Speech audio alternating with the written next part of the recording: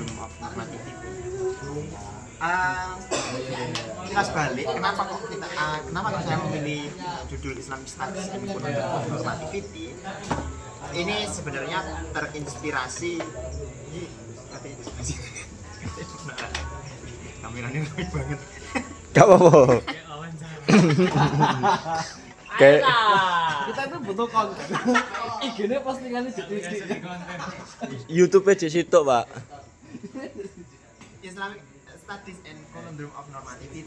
Sebenarnya ini tuh terinspirasi dari salah satu paper yang saya upload di Drive, papernya Peter Coppen yang judulnya itu Tafsir Studies and the Conundrum of Normativity.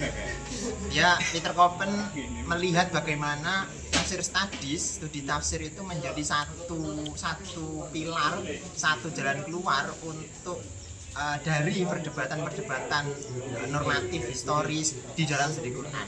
Ketika orang-orang nggak kuat untuk mendekonstruksi keimanan nih, ya sudah kalian studi tafsir saja, jangan studi Quran. Nah dari sana kemudian saya mengedit sedikit judul papernya Peter Coppen menjadi Islamic Studies and Conundrum of Normativity. Langsung saja. Jadi jadi kenapa kok mengangkat seminari dan universitas? Ini sebenarnya itu mengikuti judul pamflet yang dimana pamfletnya itu kan apologetika santri. Iya, apologetika pesantren apologetika santri kalau judulnya ngono. Dalam kajian tafsir dan Al-Qur'an di pesantren dan universitas.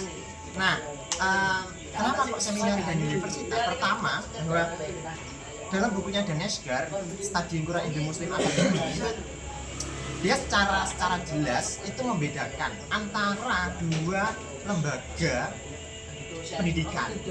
Pertama, lembaga pendidikan semacam seminari. Seminari itu kalau dalam tradisi Kristen dia itu pondok pesantren. Seminari, hauza, kemudian pondok, madrasah dan lain sebagainya. Pokoknya dia itu Islamic Theological School, such as madrasah dan lain sebagainya, where a student is supposed to be mubaligh. Jadi orang yang belajar dalam pesantren, dalam madrasah, dalam hauzah, dalam seminari itu di-drive, diarahkan untuk menjadi mubaligh dan untuk menjadi Islamic teaching, pengajar Islam. Itu pertama. Nah, dalam konteks ini pondok pesantren kita itu cocok. Jadi pondok-pondok pesantren itu cocok dalam konteks seminari. Jadi memang pondok pesantren cocok karena apa? Karena memang ketika kita masuk ke pondok pesantren, tujuan pondok pesantren menciptakan bagaimana santri itu menjadi mubaligh, orang yang menyebarkan agama, menyebarkan doktrin. Ya itulah ya, mengatakan doktrin dan sebagainya, menyebarkan keimanan dan lain sebagainya, atau menyebarkan keilmuan Islam yang sifatnya itu tauhid dan lain sebagainya lah. Nah itu pertama, itu seminari, lembaga pendidikan di negara Muslim itu pertama seminari. Yang kedua adalah lembaga yang sifatnya akademik. Nah, lembaga yang sifatnya akademik itu kalau di negara Muslim direpresentasikan oleh universitas. Jadi ketika orang mengatakan universitas, kajiannya itu harus apa? Setting academic scholarship must be free of religious dogma. Orang yang melakukan kajian di universitas itu harus terlepas dari seluruh dogma keagamaan. Dan kemudian dia harus terlepas dari asumsi-asumsi akan kebenaran mutlak. Ketika dia mengatakan, hasil kesimpulan saya adalah A, dia tidak boleh mengatakan bahwasanya kesimpulan saya itu adalah kebenaran mutlak. Nah, itu dia. Nah, kemudian di titik ketiga ini, di poin ketiga, put directly the goal of academic scholarship on the Quran, ini langsung masuk ke Quran, is clearly not to determine what true Islam is. Jadi academic scholarship, kajian akademik dalam Al-Quran itu bukan untuk mengetahui mana toh Islam yang benar, mana toh Islam yang salah. Di kajian akademik, bukan kajian pesantren, itu semacam itu. Tidak untuk mengetahui mana toh paham Al-Quran yang benar, mana toh paham Al-Quran yang salah, enggak semacam itu. Tapi ya udah kita menstudi Quran. Itu pertama. Itu perbedaan antara seminari ada pesantren, gauzah kalau dalam konteks Iran itu kan Syiah, atau madrasah. Terus, nah dalam konteks ini perkataan, semisal ketika ada teroris ngebom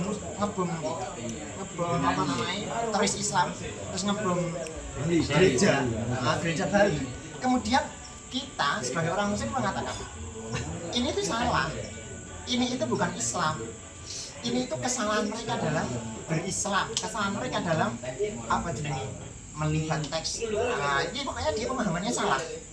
Nah, ini tuh bukan akademik semacam ini. Nah, seharusnya dia itu melihat kenapa kok teroris itu pemahamannya semacam itu. Dia tidak menghakimi pemahaman teroris itu salah. Gitu. Kemudian ketika sudah menghakimi, dia mengatakan bahwa Islam itu sebenarnya damai, Islam itu peaceful, non political dan lain sebagainya lah. Jadi teroris itu salah. Yang benar itu Islam itu cinta damai, tidak suka kekerasan, tidak suka pedang, tidak suka darah dan lain sebagainya. Nah ini dalam konteks ini, dalam bukunya Aaron Beach itu dikatakan ini jelas ini adalah salah satu bentuk apologetik dalam kajian Islam. Itu perbedaan antara apa yang dinamakan seminari dengan apa yang dinamakan akademik universitas dalam konteks ideal. Kita bisa mengatakan dalam konteks Indonesia atau PTKIN atau PTKIS di Indonesia. Itu pertama. Terus kedua, implikasinya apa ketika studi Al-Quran itu tidak dilakukan secara ideal. Nah, pertama, implikasinya itu adalah tidak ada studi kontroversial tentang bentuk Islam awal. Kita mengamini bahwa bentuk Islam awal ya udah ketika Nabi datang selesai, agama Islam terbentuk. Tapi enggak semacam itu kalau kita melakukan studi-studi beneran.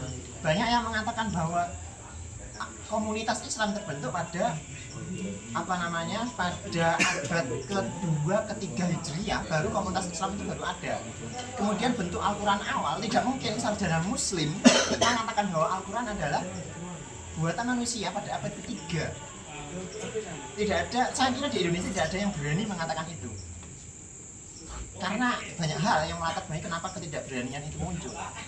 Nah itu pertama. Jadi kajian yang bersifat revisionis yang dilakukan oleh sarjana Muslim di di negara-negara Islam tidak pernah muncul. Adanya Pak Mun'im yang di sana. Pak Mun'im pun tidak menulis kajian ya, dia hanya mengumpulkan bagaimana Quran dikaji. Nah kemudian apa implikasi studi yang sifatnya apologetik? Itu studi yang sifatnya sektarian.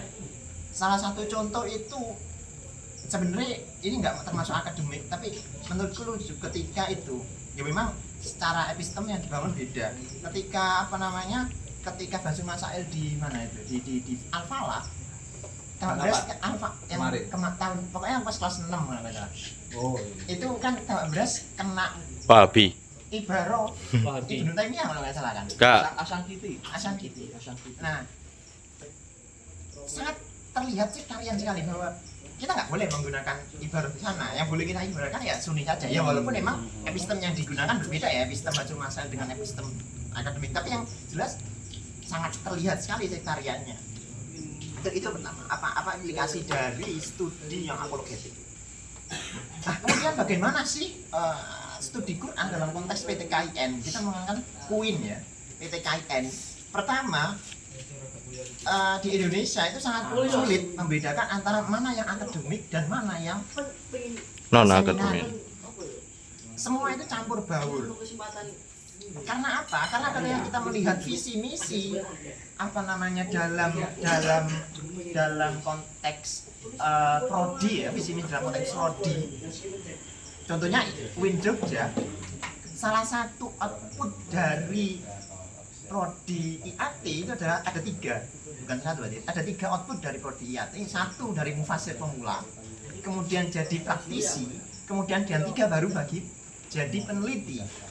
Nah yang kedua ini sangat itu sekali, sangat Islam sekali. Maksudnya jadi mufasir pemula berarti dia mendudukan diri sebagai mufasir Al-Quran. Ketika menjadi mufasir maka dia harus mengamini dogma-dogma tertentu dan lain sebagainya.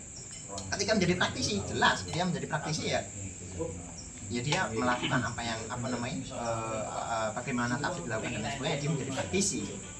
Nah, kemudian 2, salah satu contoh juga akademik di PTKIN tidak secara masif ada, itu adalah maraknya para kontekstualis di kalangan mahasiswa. Misal Fazlur Rahman, Arkun, kemudian Nasr Hamid Abu Zaid, kemudian banyak sekali Abdul Said dan lain sebagainya. Referensi itu sangat marak di kalangan mahasiswa. Tapi John Waxbrook, kemudian Christopher Sambut yang mengatakan bahwa Al-Quran itu ada pada abad ke-9 awal atau ke-8 akhir dengan menggunakan kajian-kajian yang sangat rumit. Kemudian kalau nggak salah Sambut itu yang mengatakan Quran bukan dari bahasa Arab tapi bahasa Aramaik. Itu tidak ada yang diterjemahkan ke bahasa Indonesia sama sekali. Kemudian pada akhirnya skripsi sampai disertasi pun di PTKIN itu masih ada yang penafsiran Al-Quran. Itu sangat Allah a'lam bishawab bagaimana ke masa depan akademik di Indonesia, khususnya PTKIN ya, di konteks ilmu Al-Quran dan tafsir. Itu pertama. Terus kedua, namun ada secercah harapan. Ada satu riset yang dilakukan oleh Yusuf Rahman. Yusuf Rahman ini salah satu dosen di UIN Jakarta, gitu kan. Yusuf Rahman itu udah salah satu UIN Jakarta yang meriset di 5 universitas. Itu alhamdulillahnya pengembangan Quran Studies itu masih bisa dilakukan di UIN Jogja dan UIN Jakarta. Nah, event bisa dilakukan, tapi sebagai orang yang hidup di sana yang nggak bisa diharapkan gitu, karena melihat mahasiswanya sendiri yang beragam dalam resepsi ini. Nah, kemudian bagaimana dalam konteks umum? Konteks umum sebenarnya Indonesia itu perguruan tinggi di Indonesia masih belum bisa terlepas dari yang namanya klaim kebenaran. Tipologi Islam liberal dengan Islam tradisional konservatif itu masih sangat ramai di PTKIN, yang berarti itu menunjukkan jadi satu indikator kajian Islam di Indonesia masih belum beranjak dari normativitas menuju akademik atau yang dikatakan Abdullah dan kawan-kawan historis dan lain sebagainya lah. Nah,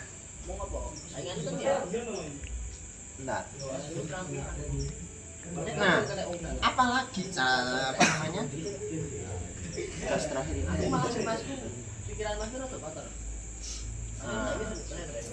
ini salah satu contoh sangat uniknya Indonesia. Ini nggak ada apa nih.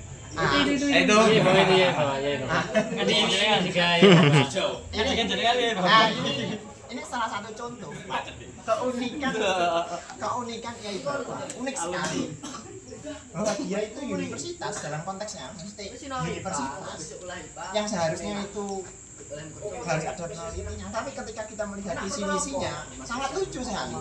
Bagaimana madhab Asy'ari, madhab Syafi'i itu masuk ke dalam visi misi universitas yang berarti tidak bisa diharapkan akademik ini. Sejak awal misinya sudah begini gitu. Jadi hasilnya ya walaupun kita paham ya secara relasi kuasa ya. Kita nggak bisa mengalami. Rokok gede, tak korek itu. Ini salah satu keunikan. Ini bisa jadi contoh bagaimana universitas. Kita terlepas dari Mahat Ali ya. Universitas di Indonesia itu unik. Nah, kesimpulannya itu bagaimana?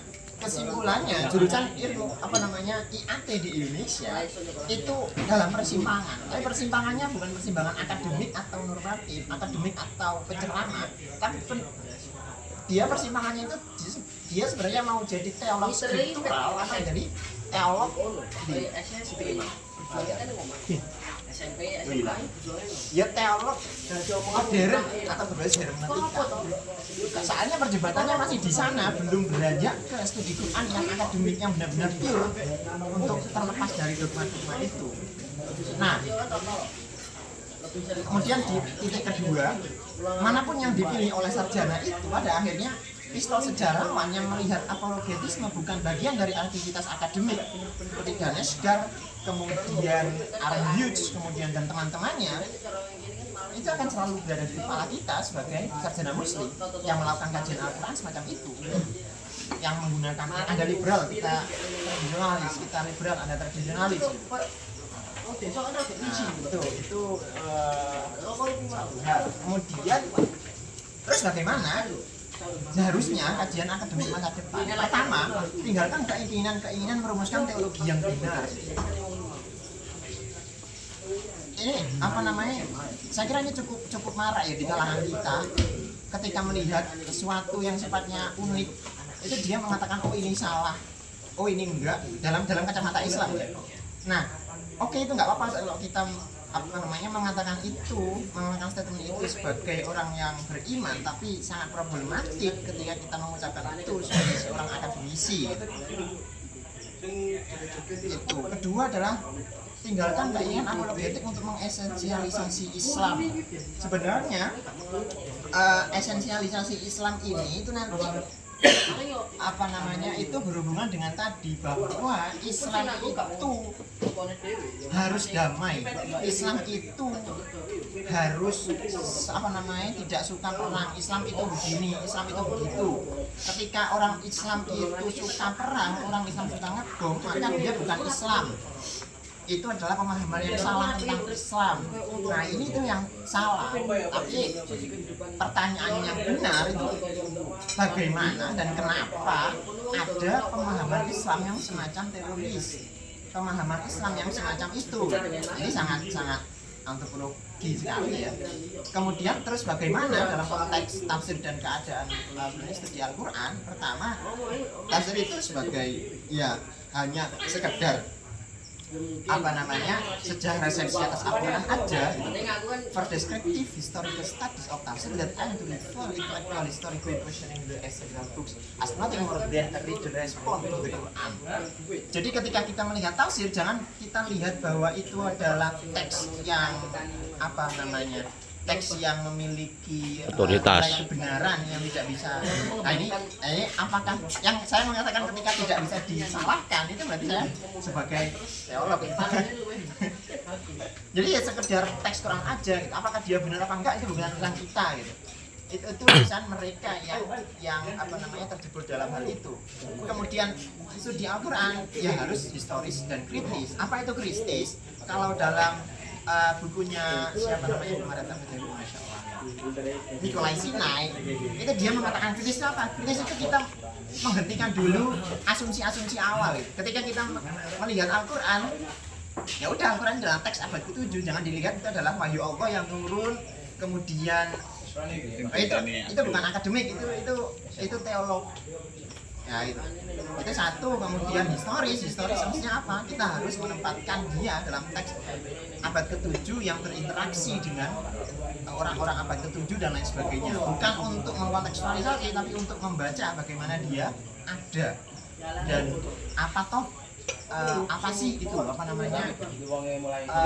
materi-materi mana dari Al-Quran yang diambil dari agama-agama sebelumnya. Mungkin itu ya yang bisa saya sampaikan mengenai kerancuan Islamic Studies di Indonesia yang masih itu antara akademik dengan non akademik itu masih bercampur baur, jadi tidak jelas gitu. Mungkin ini tuh Pak.